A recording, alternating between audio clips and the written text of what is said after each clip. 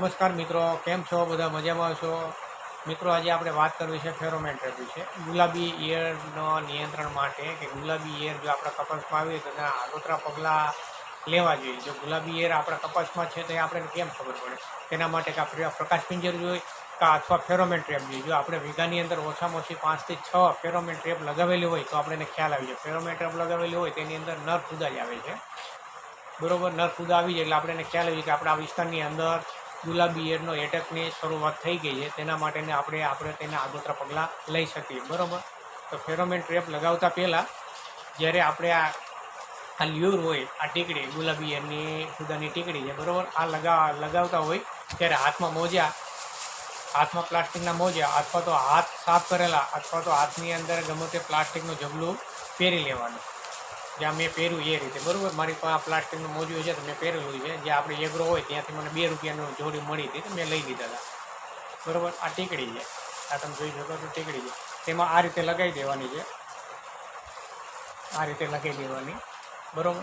એ રીતે લગાવી અને પછી આ રીતે લગાવી દેવાની અને આ રીતે રાખી દેવાની, બરાબર, આ રીતે. અને જ્યારે આપણે આ તે કપાસની અંદર લગાવી, બરાબર, કપાસની અંદર જ્યારે ગોઠવી ત્યારે કપાસને ડોકાથી ઓછામાં ઓછી એક વેત આપણે અધર રાખવાનું છે, અધર રાખી દેવાનું છે.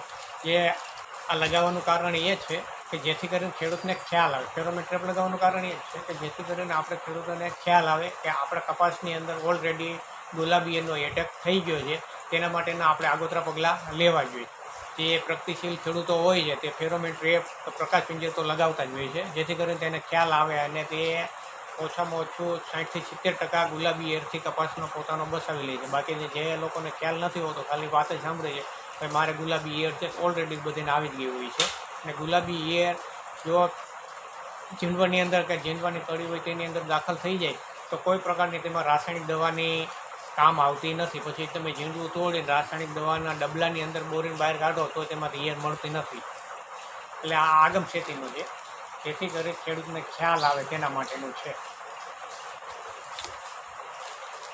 અને ગુલાબી ઈયળનું ફૂદું ઓછામાં ઓછું 150 થી 300 ઈંડા મૂકી શકે છે, જે લંબગોળ આકારના હોય. અને તેની અંદરથી લાર્વા એટલે ઈયળ આપણે માથાનો જે વાર રહ્યો ને તેના જેવી હોય છે, તેના જેવી જે સફેદ હોય છે, બરાબર. તે 4 થી 6 દિવસની અંદર બહાર આવે છે અને આવીને ડાયરેક્ટ એ ઝીંડવા કોરી જ ખાય છે. જે ઝીંડવું હોય તેની અંદર જ દાખલ થઈ જાય. દાખલ થઈ ગયા પછી તેમાં કોઈ પ્રકારની દવા લાગતી નથી. જે કાણું હોય તે આપમેળે બુરાઈ જાય છે, જે આપણે નરી આંખે નુકસાન આપણે જોઈ શકતા નથી. તેના માટેનું આ ફેરોમેન ટ્રેપ લગાવી હિતવાહક છે. ફેરોમેન ટ્રેપની કોઈ કિંમત નહીં, જેવી કિંમત હોય 40 થી 50 રૂપિયામાં એક ફેરોમેન ટ્રેપ આવે છે, બરાબર.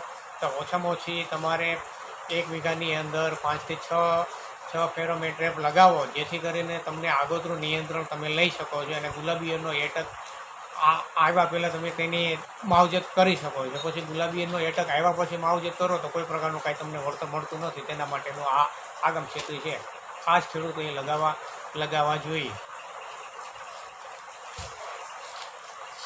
અને જે આ લ્યોર લગાવો તે ઓછામાં ઓછી 30 દિવસે બદલાવી નાખવી જોઈએ. ઓછામાં ઓછી 30 દિવસે લ્યોર બદલાવી નાખવાની હોય છે.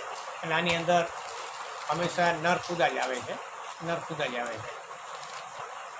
માદા ફૂદું હોય તેની સ્માઇલ હોય, જેથી આકર્ષણ થઈને નર ફૂદા આવે છે. જે નર ફૂદા આવે તે આની અંદર આવી જાય છે અને આપણને ખ્યાલ આવી જાય છે.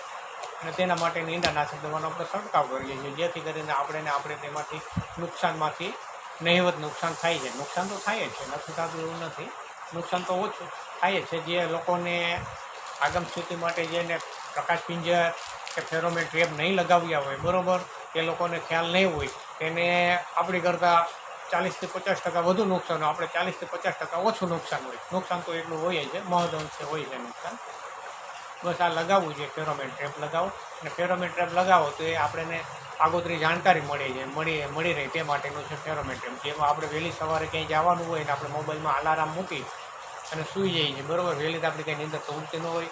જેમાં અલાર્મ વાગે તેમાં આપણે નીંદર ઉડી જઈએ છીએ, બરાબર. તે રીતે જ આ ફેરોમેન ટ્રેપ છે. આ એક પ્રકારનો અલાર્મ જ છે. ગુલાબી ઈયળનો એટક આવે એનો અલાર્મ જ છે, જેથી કરીને ખેડૂતને ખબર પડે તેના માટેનો આગોતર તે પગલાં લઈ શકે. ઈંડાનાશક દવા અને લીમડાયુક્ત દવાનો છંટકાવ કરે, જેથી કરીને આપણે ગુલાબી ઈયળનો એટકમાંથી 60થી 70% આપણને રાહત મળી રહી. નકર ગયા વર્ષે જે લોકોને 20થી 30 મણ કપાસ થતો હતો એ જગ્યાએ 8થી 10 મણ કપાસ થયો હતો અને નહીં જીવો એમ.